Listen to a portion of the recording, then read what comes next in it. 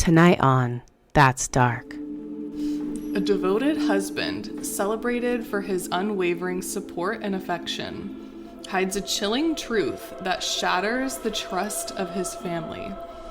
As layers of deception are peeled back, the shocking reality of betrayal and manipulation comes to light, leaving those who loved him grappling with the haunting consequences.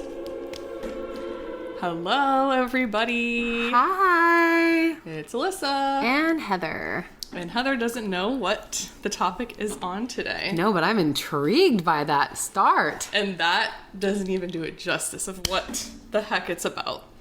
Oh my God. I was just telling Heather, like, this is the first time in a very long time that I have heard something and it has shocked me. So, because unfortunately, a lot of like the murder type stuff we've done doesn't. No. It's I mean, sadly, Shabusiness got me. That got me. That was shocking. That got me. I was like, huh. Like, oh. Yeah, but wow. A lot of it doesn't. You're right. No. A lot of it you're just like. It's sad. Yeah. That's kind of why it's been nice taking a break from like that kind of stuff, because I feel like it's not normal to be like, oh, and then he stabbed her 27 times and, you know, like. And then he stabbed her 27 times. And then you're just like, yeah, that sounds right. It sounds like something he would do.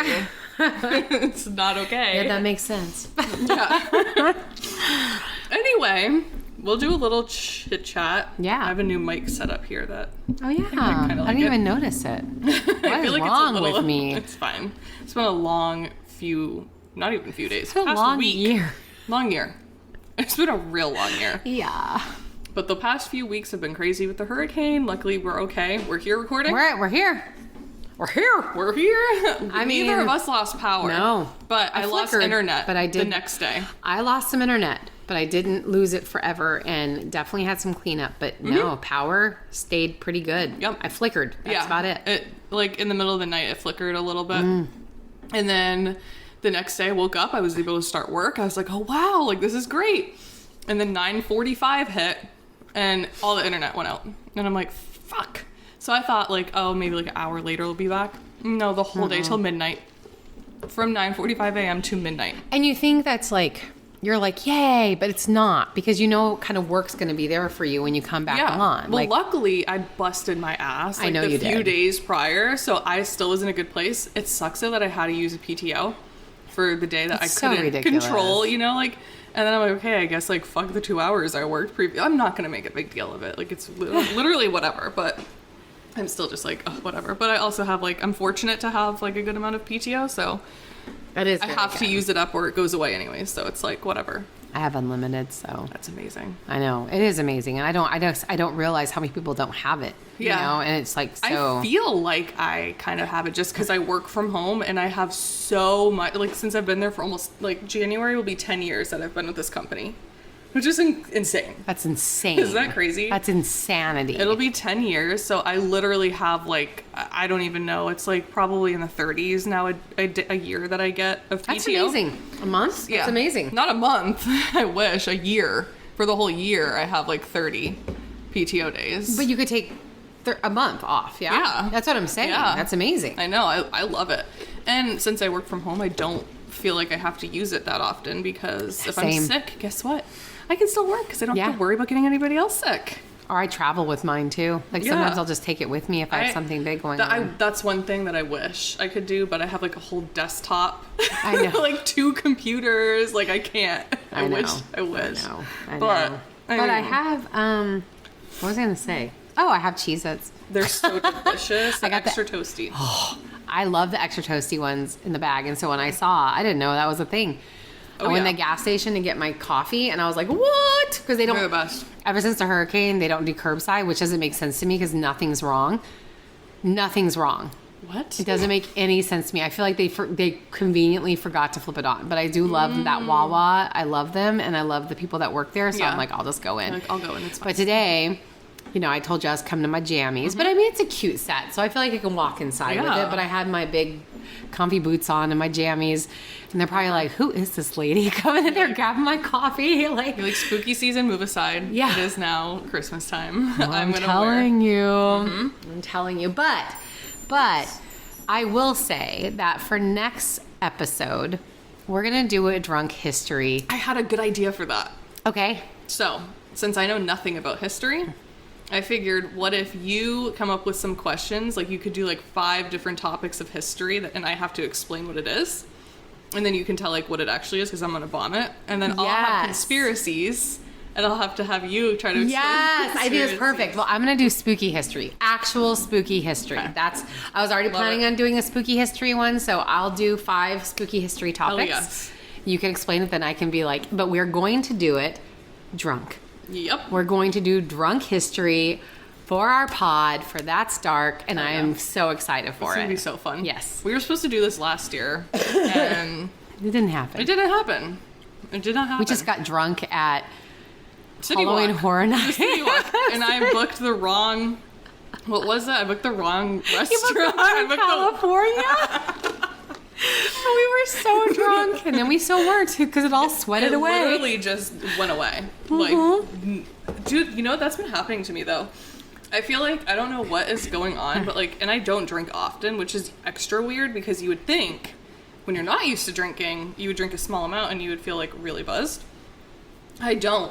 Like, I feel like I don't get drunk, and then it doesn't last. I get drunk so easy, but it doesn't last. So I'll be able to get nice and toasty, and then by the time we're hanging out for the night, I'll be fine to go home. Like, I get drunk. That's crazy. But then now it's like I get drunk, and then it's like, whoop, gone. Mine's just like, I feel like I never get drunk anymore. Hopefully this time you won't be angry. No, I don't think I will. I think that we'll be fine. That was so My funny. favorite is the picture of you with the straw. Just sitting there like, I'm fine. That needs to be a meme. It does. I'm fine. I'm fine. You're so not fine. Okay, wait. So, I don't know if you have caught up. Have you been caught up on Love is Blind? No. I'm sorry. I'm trying. It's not as intriguing as last season. It's not. It gets better. That's good. We're caught up to whenever it's next. So, I'm gonna call my opinion out. Let's hear it. I like Nick D. Okay. And I didn't think I would, but I think he's just a normal dude. I think so. I like Garrett.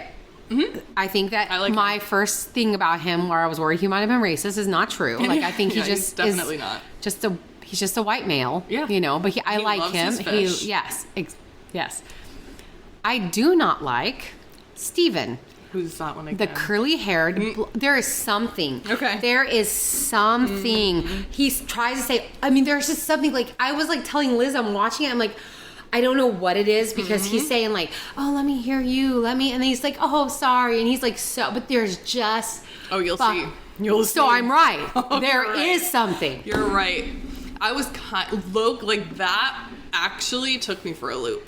Because I kind of really liked him at first. I did too, but then as I kept watching, I'm like, there's something. It was, for me, it was more so their dynamic together that something switched, and I was like, what is happening here? Well, and she was getting annoyed the fuck with him. That's what I was like, there's a point where I'm like, she's kind of being a bitch to him. Yeah. And I was like, what? I did that too. Now I know why she was being a bitch.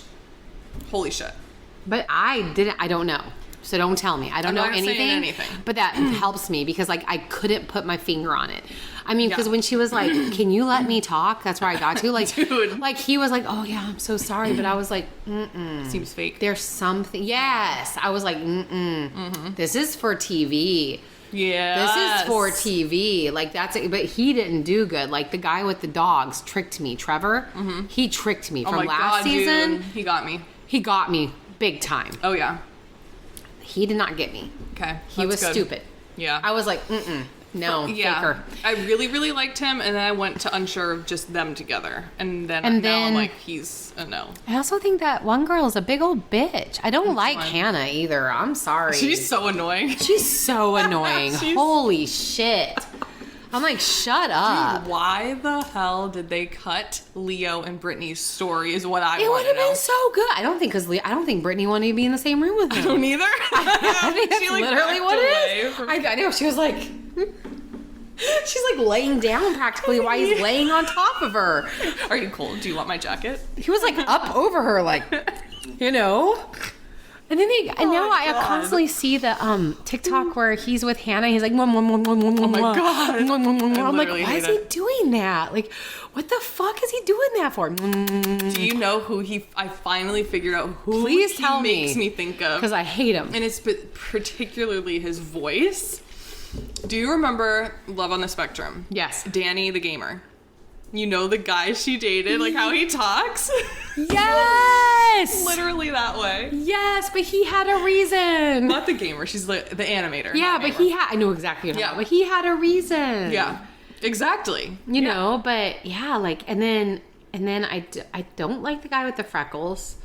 I want to like him, I just don't like him. I think that's the one I like. Is it? I like him and his fiance a lot. I like them, but there's something there too, and maybe I'm wrong with that one.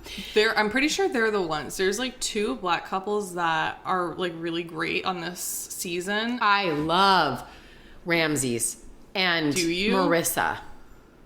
Oh no, please don't tell me. I haven't got to anything yet. I have always been off about Ramses. Have you? Oh yeah. I've always been like, I couldn't pick up, like, almost like pretentious vibes is what he gave off. Okay, I can see that. Majorly. I can see that. And he hasn't done anything serious, but I see major holes. Just wait till when they like meet her mom. Here's my concern for the two of them is that Marissa's very outgoing and very like and like just, you know, ba ba ba ba ba.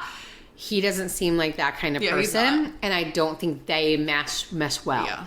But I do like them as people. Maybe I'm going to change my mind. I don't even think I like him as a person the more I've seen him. But maybe I'm going to change my mind. But I feel like you will, because I was on the fence with him. I was like, at first I was like I didn't hate him, but I was just kind of like, I don't know. And then the more I've seen them together, I really wish she picked the Ukraine guy. Oh my God, the guy she was talking to before. He was so kind. They would have been literally the one that was in the army? Yeah. I know. She's in the I army like them together. Like, they would have been perfect. And he just had a good, like, I think she just got tricked into Ramsey's, like, romanticism. Like, I think she really, and that, I do have to say this. I cannot stand his mi amor. I cannot stand it. I cannot stand it. I will say that. Like, that drives me insane. I'm like, okay, mi amor. Yeah. Like, it's so dumb. Just wait. Like, it's I also kind think of crazy. that other girl is a big old bitch. Which one? She's with the other black guy. Okay. I don't like her. Don't like her. She's a big bitch. Causing issues where there doesn't need to be issues at. Yep. Throwing shade at him all over the place. All the I'm like, time. look, you need to calm down. Like, I don't like what you. I'm just like, you know what? She literally is so rude to him, and he's really kind. He is. He's like, kind, and just because he's like, you know, being like, "Where the dogs out" or whatever, and then she's like, like, I'm just like, ugh, it's stupid. Ugh. Yeah, I feel like she pulled a catfish in that pot. I think so too, because I loved her when I first saw her. Emotional, and I think she pulled a catfish. I think so. I 100% think so. Because now the more I watch them together, I'm kind of like, girl, that's not a good look. Nope. Like, stop. Hannah's the most annoying though. She's so annoying with her, like, what do you think? Her slack mouth. Dude. And she's so like, I can't stand, like, I can understand, like, when people have been, like, on their own since they were, like, 18, I get it. Like, I get it. Like, but, like, when people make that their fucking personality. I know. Shut the fuck up. I know. And she literally, like, you haven't gotten here yet, but she's just very demeaning, and I'm kind of like, this is not going to work. She's demeaning already. Yeah. Like, I'm just like, what the hell is your problem? Because he wanted to go ride that thing. I thought it was funny. I would have done that. I was like, what's your problem? But I also was like, is that woman staged? Because she was it had to be, because like, who just says your girlfriend's a bitch? Like, I know. Who like, nobody. She wasn't even doing. I mean, Hannah's always like stupid, but she wasn't over there like yelling things. She was just sitting there. Your girlfriend's a bitch. I was like, God. Yeah, okay. It's stupid. I don't know, but all right. I feel like it's gonna be a drama-packed one. I'm gonna put some gum in my mouth. You do that. And we're gonna get on to this get into shocking revelation that happened. A revelation. And this is actually, it takes place in France. Oui? Yes. Oui. Je m'appelle Alyssa. That's all I know. Oui. Les garçons mangent les pommes. Oh, I don't know what that is. The boy eats the apple. Oh, yeah, the boy. He eats the apple. Les garçons mangent les pommes. That's all I know how to say. I've on my whole year taking French. Dude, same. That's all I got. My friend, I gotta take a minute to talk about my French teacher. She was crazy. Like, literally, like, crazy. You could literally just say, like, anything, and she'd be like, great! Like, fantastic. Nobody knew what was going on in this class. It was crazy. But, okay. Okay. So, Let's get let's get into it. I'm blind, so I have to have this very... I'm gonna have to have this right here. Okay, there. All right. So Gisèle Pelicot is a remarkably courageous woman who once believed she could fully trust her husband. Isn't that like the tale of old time? Yeah. Tale as old as time. Yeah. And his name is Dominique Pelicot. I don't know if I'm saying the last name right, but I think I am. She thought they had all the ingredients to make a happy life together and was convinced that their love was unshakable.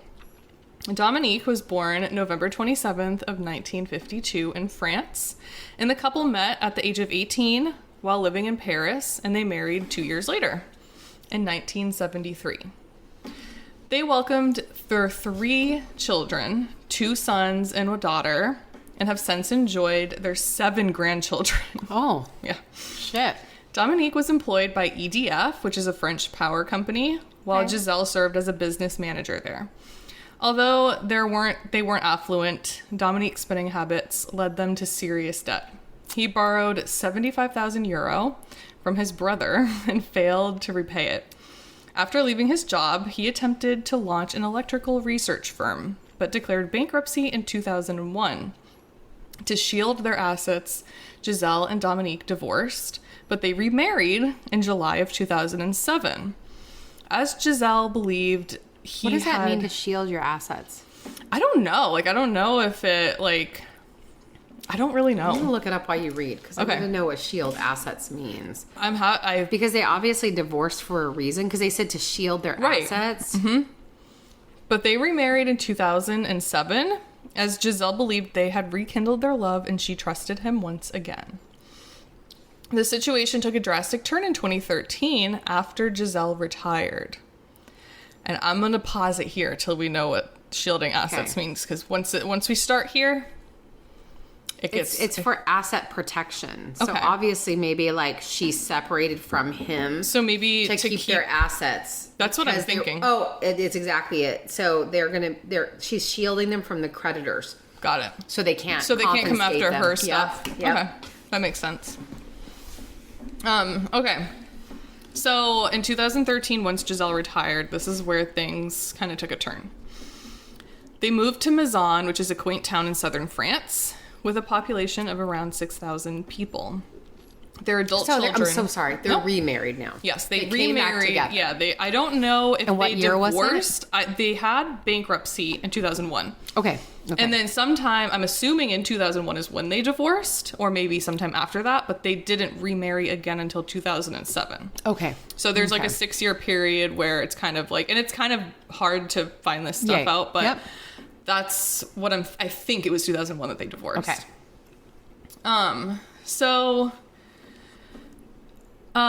Their adult children who had started their own families frequently visited their parents and soon noticed something that was different with Gisèle. She began exhibiting unusual symptoms, including weight loss, hair loss, women's health issues, and memory lapses. One morning, Gisèle woke up with a fresh haircut and had no recollection of having it done. When she inquired with her hairdresser, she learned that she had visited the previous day. What? And she just completely forgot. I'm like, oh man, is this going to be me? I'm kidding. Concerned that she might be experiencing dementia or Alzheimer's, Gisèle sought medical advice. After a thorough examination, their doctor referred her to a neurologist who found no abnormalities in the scans, but revealed that Gisèle had tested positive for 4 STIs. Shocked, she began to, of course, think her husband was having an affair. However, Dominique denied any wrongdoing, and instead started accusing Gisèle of having the affairs. He started being like, you're not remembering anything. You didn't even know you went to, like, get your hair done. How do I know you didn't know you, like, slept with someone? What the heck? So now there's this whole, like, everybody's confused. No one knows what's going on. It wasn't until September 12th of 2020. What? 2020. Remember, this started when she retired in 2013. Like yeah, they're like, in their 70s. Crazy, okay. So September 12th of 2020, Dominique was arrested for secretly filming upskirts of female shoppers in a grocery store, using his phone to capture images of them. Oh. During the search of Dominique, police found a camera, a camcorder, and condoms in his possession. What? In his interrogation, he confesses to being overwhelmed by urges while Gisèle was away for a month, claiming he was unable to control himself. I don't know where she was for a month. I can't find that. I don't know. Okay. But he's claiming he just couldn't control himself, and that's what that was chalked up to. So as the investigation continued, authorities searched their home, seizing Dominique's electronic devices for evidence. They quickly uncovered alarming details about his actions. I'm sorry. He had been part of a private chat room called Without Her Knowing. And I'm going to pause here. What do you think that means? Cheating? A chat? Like doing like sexual stuff without your spouse knowing? So like it's a solid answer. Yeah. It's in fact where members discussed performing acts on their partners without consent, often involving drugging them. Dominique had invited other men to their house to assault Gisèle. No. Offering recordings of the acts afterwards. Holy shit. Messages on Skype revealed Dominique boasting about drugging Gisèle and arranging for others to attack her.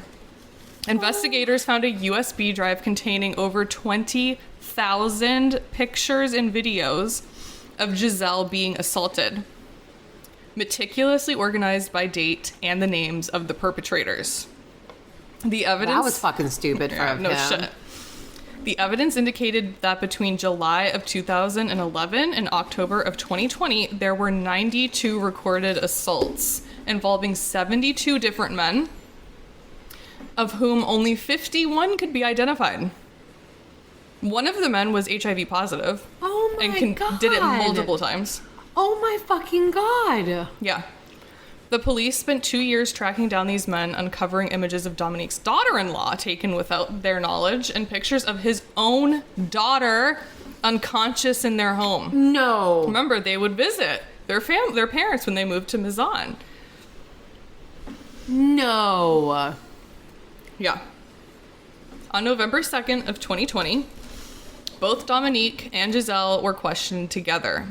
When asked about wife swapping, Gisèle was taken back, insisting that she'd never participated in such activities. And then the investigators showed her pictures of herself with other men. So this is how you gotta think she has no memory of this. And then because she's like, it's me. That's me. And I don't remember that. And I can tell you from personal experience, not with this kind of thing, but from seeing myself on camera when I don't remember, it's a mind fuck. Mm-hmm. Yes. But not because of that. No. Not because of that. Yeah. Yeah, very different circumstances. Despite his confessions, Dominique maintained that he hadn't done anything wrong. He claims he saved her by suffering her. He claims he saved her from suffering by drugging her. He's like, she's fine. She doesn't remember anything. I drugged her. Like, I saved her. That could have happened when she was awake, is essentially what he's saying. He also alleged that he'd been abused as a child, but his brother and mother both refuted this claim, stating that is untrue.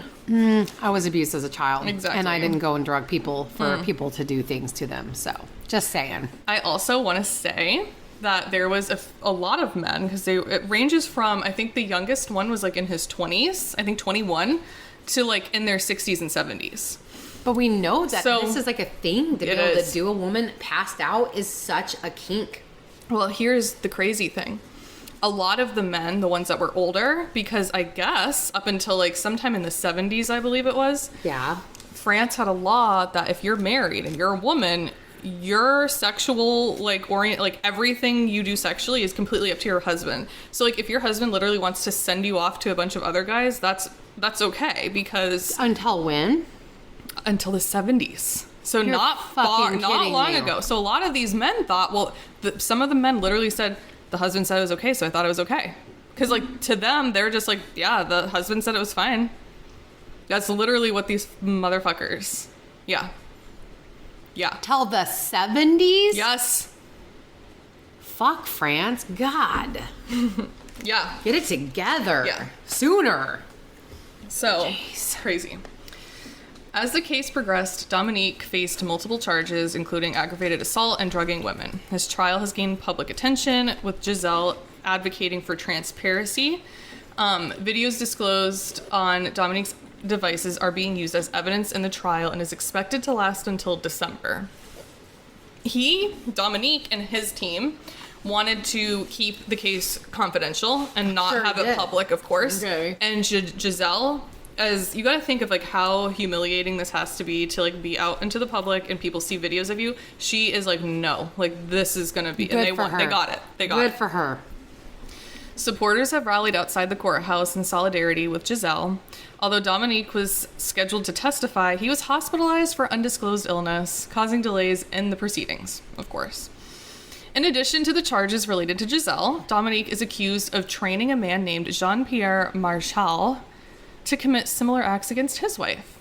Investigators allege that Dominique assisted in Jean in assaulting Jean's wife on several occasions. So he's been over there having a grand old time with John's wife. Oh. And he's teaching him how to do There's all probably of this. so much more than that, too. There's got to be... Think of how many freaking disgusting people do this shit. I'm gonna sell a piece of gum. Furthermore, Dominique's DNA... This is crazy. Dominique's DNA has been connected to two cold case... No. Two cold case. One involving a death of a real estate agent named Sophie in 1991.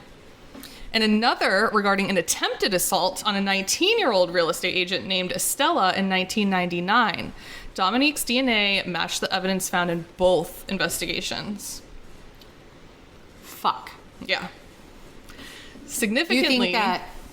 Do you think that when he like drugged the real estate agent and then it went to like he killed her accidentally? Probably. I'm just literally like over here. I think what happened, I'm pretty sure he like attacked her, like acted like he wanted to go see like a house and then like raped her. And maybe he like didn't intentionally kill her. Maybe he did. I don't know. But I'm pretty sure that that's what happened. Fucking insane. This is insanity. I know. I freaking know. Significantly, Dominique had a prior arrest for upskirting, which is taking pictures, in 2010, for which he was fined, but never disclosed to Gisèle. Because remember, she's married to him at this point, and I guess he was fined for it, but it never got disclosed to her. After the arrest... What? Yeah. I don't know how that happens. I don't know, maybe because he wasn't, like, actually taken in and, like, arrested fully. He was just fined, I guess, like... Which is crazy. Okay. Yeah. After the arrest, their daughter wrote a book titled, I Stopped Calling You Papa, reflecting on her experiences growing up with her father. Despite his seemingly warm demeanor as a parent, she was left shocked by the revelations of his true nature. You'd probably think he was cold, distant, or an odd father, but according to her book, she described her father as a loving and present. He was the only one who drove her to and from school every day, picked her up from parties late at night, and was always there to support her and comfort her. She was absolutely stunned to discover who her father truly was. And the fact that he did that to her. Yeah. The fact that he, let that happen to her. Yeah. That has got to be even more. Can you imagine, of a mind fuck. To not have any, because it's like, absolutely awful, but when you know your dad's a monster, right? Because you're being abused or whatever. But to think that you had this fantastic childhood, this amazing dad, and then insane. I can't even imagine. According to her, she never saw any signs of his dark side. She thought he was an incredible father. The same daughter has now started an awareness campaign called Don't Put Me to Sleep, which focuses on the issue of drug-facilitated sexual assault, while Dominique has denied ever abusing his daughter. It's important to remember that he did have photos of her on his USB drive. That, you know, to give to other men, yeah. even if he quote unquote he did abuse her. It is a fact. And he's lied multiple times anyways about other things. But doesn't matter. Is literally, she's on there. She's on we can see it. Gisèle eventually divorced Dominique for the second and final time. Dominique, along with 50 other defendants, is facing, get this, just 20 years in prison if convicted. 20 years. Well, that's his death, but... Right. But think of the 21-year-old. That's fucked up. Yeah. Yeah. So, like I was saying, you just have to put yourself in this woman's position. Like, think of, you know, first of all, you think you have, like, Alzheimer's, and you're going to, like, these doctor's appointments, and you don't know what's wrong with you. And then you find out, oh my God, I've been passed around to, like, 71 men. And you have now an STI. What the hell? Four different STIs. I don't know if she has HIV, which hope to God she does not have. But considering one man that is HIV positive multiple times. When you were saying that this was happening, the first thing that came to my head was that she's been being drugged. I was like, she's because I know that can happen if there's like a regular. I had no idea it was her freaking husband. Not like this. No idea that he was past. Like, that is insane. It's crazy. Yeah. So it's just crazy. Like, I want you to really like think about when any woman, man, child, anybody who goes through something like this, they have to first take that all in. Yep. Then they have to have the courage to talk to someone about it. They finally decide to report it. Yep. They have to relive this trauma over and over. They recount the story to police again when a report is written up. Then once again at the hospital if they undergo evidence to collect. And then they have to tell doctors, nurses, prosecutors, and eventually in the courtroom full of strangers. Yep. And this is going to be televised. So, the repetitive retelling can sometimes be very overwhelming, that many choose not to say anything at all. Believe me, it's easier to try to forget and move on rather than facing it all. Gisèle's entire world has been turned upside down. Imagine seeing those photos, you know, of herself facing the horrifying reality of what her husband, the person you thought you could, like, trust, did. And all of the other families who have learned their husbands and fathers were involved too is unimaginable. Through all of this, Gisèle has been incredibly brave. Her strength is remarkable, although it's a kind of strength no one should ever have to display. When you think about everything she's been through, it's astonishing she chooses to have her case heard and open in court. Fully aware of the videos of herself that may be shown, she believes it's crucial for the truth to come out. The support from the people in France has been incredible, though it's tragic that such support is even necessary. This woman thought that she was losing her memory, and her kids worried it was Alzheimer's, but all along it was the person who she should have been able to trust the most. And the fact that the maximum sentence is 20 years is appalling. I can go on and on about that. I don't want to close this. I hope that they all get the full punishment, at the very least. Yeah, but like, what are they gonna? I mean, still like, oh God. When I was sick, dude. I was sick when I heard this. That was insane. Is that not the most crazy thing ever? I wish I could say that, like, I couldn't imagine that happening, but I just hear so many things. It's like, that's disgusting. Dude, these forums, she didn't, I'm telling you. It's fucking... The forums that exist. Yeah. But even before the forums, like, here in America, like, a guy could have millions of child porn on his computer and stuff, and he doesn't even get time in prison. That blows my freaking mind, dude. Because he didn't perform the act. Blows my mind. Yeah, I was floored when I was listening to another podcast, and the cop was saying it, and he said, I was just like... Excuse me? I mean, he had millions. And I was like, are you kidding me? I thought that in itself was a crime. It's a crime, but you don't get time. You just get you get probation or you get fines. That's it. Bullshit. That is absolute bullshit, dude.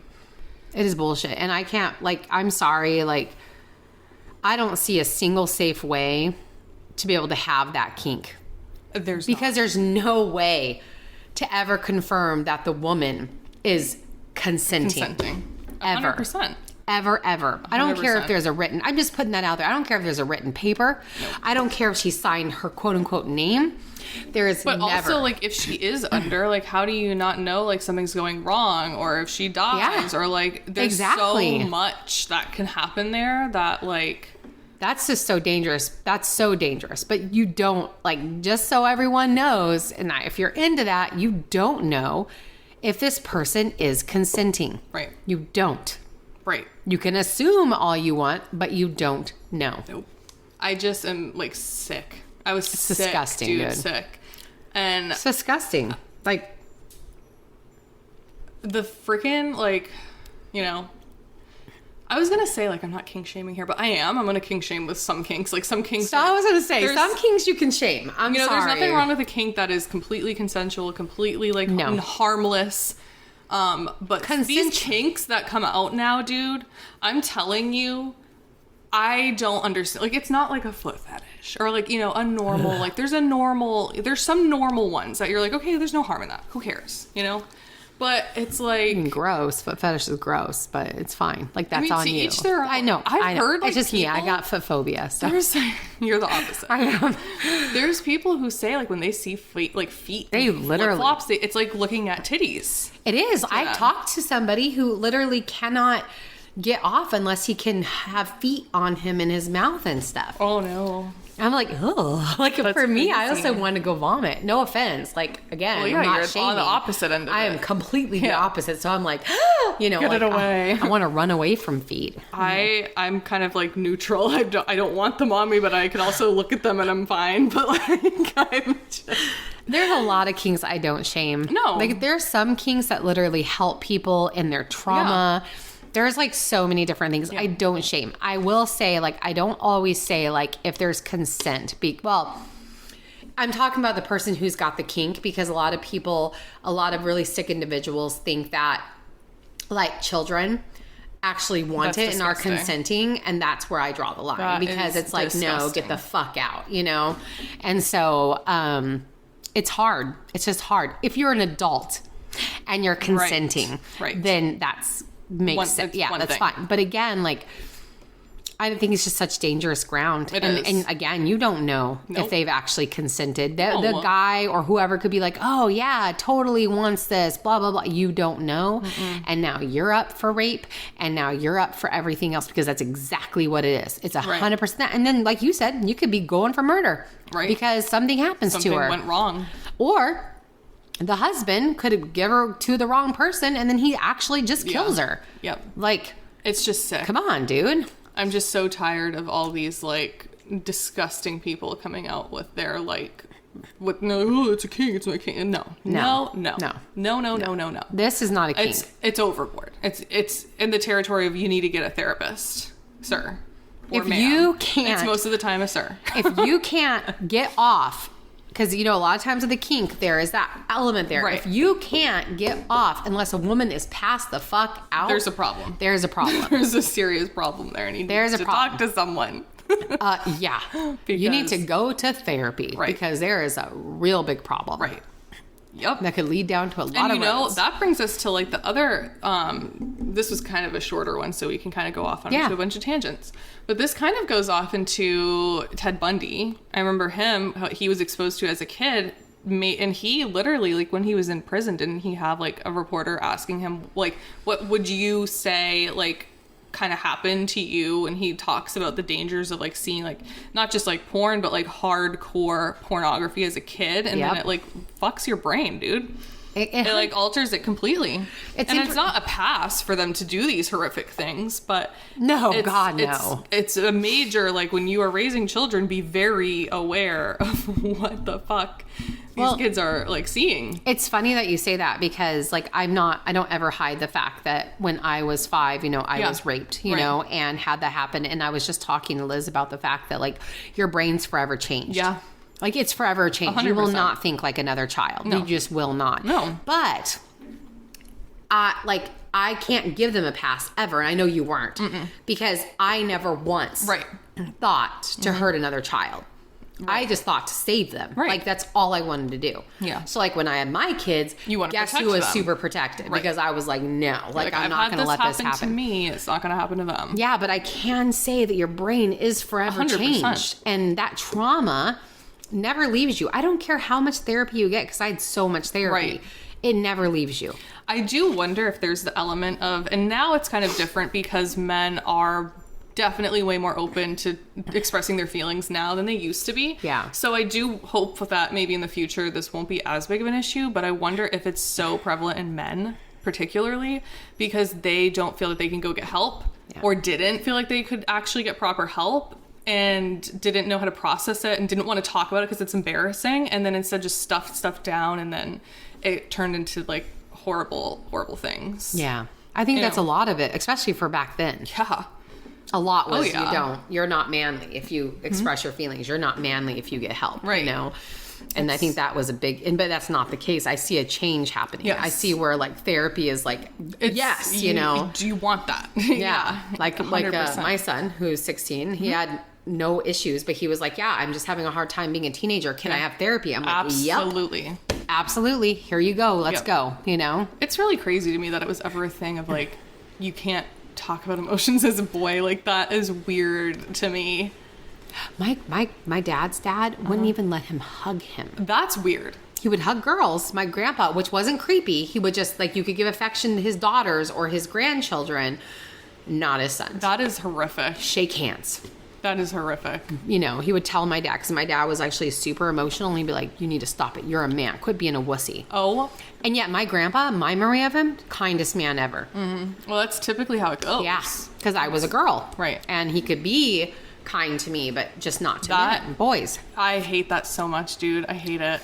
And it's like, no wonder why there's so many aggravated, angry men. And again, not giving them a pass, but when you are suppressing your emotions for so long and then told like, oh, that's man, or oh, you're like being a pussy, oh, blah, blah, blah, blah, blah. Like, no. Oh, man, God, it infuriates me. I remember one time, because, you know how I am with my boys. Yeah. They can share their emotions. I want them to share them with me. I remember when Jake was 4, I think it was, and I had to move back in with my parents for a minute. And he was crying. Jacob was crying. And my dad came in and he's like, why is he crying? And I was like, because he's 4. And he like looked at Jake. He was like, stop being a wussy. I lost it. Good. I said, I lost it at my dad. I went out that hallway and was like, you do not. And like, I'm not kidding you. It was that one comment. I found a way to get myself my place quicker. Like I was out of that house because I was like, absolutely not. Why not? I mean, my dad was already he got ruined by how he was raised, but I was like, I'm not letting this generational trauma go on to my son. See, that's a perfect example. Look how his dad was to him and he didn't like it. And then instead of changing, he passed it on down to his he did it grandson. to my brothers too. Like he was very, very hard on them, but not as hard on us girls, you know. It was stupid. It's so dumb. It's that generational shit that needs to stop. But I have to say, like, I see so much more with Gen Z and even the millennials, like just the younger, really like the younger millennial, like I would say older millennials too. Some of them are more open to it, but I would say it's like a mix. Some of the older millennials sometimes seem more definitely like Gen X, I would say. But I would say a lot of the younger, you're a Gen X. I sometimes feel like you're not. I'm on the cusp you're though, too. I'm a cusp, yeah. Because, I don't know, like I'm just so tired of the, like, you know, the traditional Gen X, like, oh, we drink from the water hose. Yeah. It's like, girl. It's like, that wasn't good. It's like, okay, that's the fact the fact that we were left outside is not a great thing. Okay, that's not like something to be proud of. Like you said, every single person you know from has generation been molested. Yeah. Because we were left to just fend for ourselves. Yeah. I remember specifically, I was 4 years old, walking down the street all the way to the park. I crossed roads to go to the park and play by myself. I was 4. That is mind-boggling. I could never imagine any of my kids. Like, I would never. No. I had a hard time when Jake was 8 or 9 when he wanted to go play out front with his friends. And I'm like, I just, like, it's mind-boggling. I to am me. 29 and I don't want to cross roads. So, like, But I was 4. My mom would have me go play in the neighborhood, and I just walked myself. I was 5, and I walked down to a garage sale, walked into their garage. I had a little nickel on me, and I bought a Wham tape. oh my God. But I was in their garage. A lot of things could have gone wrong. Well, I mean, a lot of things did go wrong for me. But in that scenario, not that one. A lot I could bought have. I bought my mom a little Christmas tree pin, and I bought myself a Wham tape. And then I went down and took my sister's Walkman and clicked it in. I just remember listening to it, but I did it all by myself. that is so crazy to me. It's so crazy. See, and that's like, you have those experiences, and instead you're like, that's not normal. No. I don't want, No, but it's a not lot normal. of them can be like, that's why this generation can't grow up, blah, blah, blah. And it's like, girl, no, you were very traumatized and never got help. Oh, and no. that's not okay. I don't want that for my children. I No. never wanted that for them. And there's actually a TikTok going around that I really liked, and it was like, hey, millennial parents, how do you feel that your kids aren't rushing off to get a driver's license to get away from you? And I was like, my God, that's true. Because look at I'm not. That's so I'm on the true. cusp, but my kids didn't. Dude, that's so true. Yeah. I will say, I did get mine right when I could, but not because I wanted to. It was just like, that's just what you did.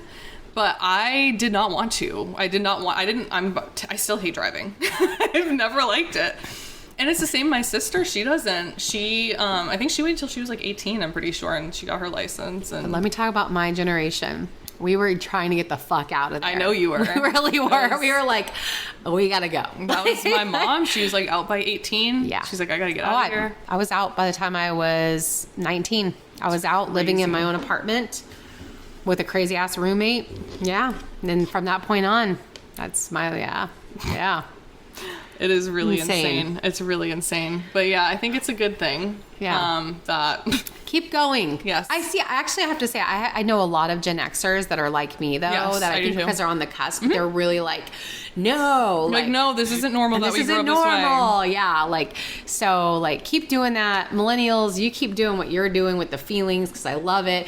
Passing it on to Gen Z and Gen Zers. Like, I have 100%. I have a Gen Zs and I have Gen Alphas. Yeah. I don't have any millennials because I'm not that old, but but I mean, like, I see it happening with all these generations of feeling your feelings. And so I can't, be a snowflake, please, Yeah. as they like to call it. I'm not calling you a snowflake, but as the people like to call it. Dude, that's the dumbest thing. It's so stupid. Be one. Because you know what? A snowflake is unique and different And it's great. and utterly beautiful. Yes. I love that. Yeah. I'd rather be a snowflake. I want to be a snowflake because you are your own. There is not a single snowflake that is alike. So Yep. you're being your own person. So if a person wants to call me a snowflake, I'll be like, guilty Thank as you. charged. Thanks. Thanks. Best I am a compliment all snowflake day. because I'm beautiful and unique. Exactly. But you guys are all beautiful and unique, and you just keep moving forward. 100%. Let's heal the generational trauma. Yes, please. Yes. Yes. I love it. I feel like also anytime now that I'm so... Oh, that was my dog. I don't know if you heard him. yeah. He agrees. Yeah. I feel like anytime I talk to like anyone now, it's always somehow brought back to generational trauma. Like, and sometimes I feel like I'm annoying, but I'm just so mind blown by it all. And like, I have a book I started about, like, it started when I started doing shadow work. Shadow 4 work. years ago. 4 years ago, I remember is like the start of it, of like the revelation. And then like I got this book called It Didn't Start With You, and that's all about generational trauma. And it's just like my mind, like every day I learn something new about it. I'm just like, oh my God. Like, oh my God. But I don't know. I think that's a good place to end it. I think so too. I love that. Yeah. I like that. I never thought of that analogy with snowflakes. It's really cool. Yeah. But okay. I hope you guys enjoyed that wild story. It was wild. It was a wild story, and fuck yeah, Gisèle. Fuck yeah for not letting it go hidden and standing up, because from a woman who's been abused, I don't hide it. Nope. So fuck yeah. I'm going to try to follow it. I don't know how to, like, since it is like kind of in another country, but I think they said December is when the trial is supposed to go till, so. I would just look it up. Yeah. Yeah. Keep it a reminder. Yeah. So, Go, all Gisèle. right. Thank you so much for listening. Please remember to like, comment, and subscribe. And we'll see you in the next one. Bye, guys. Bye.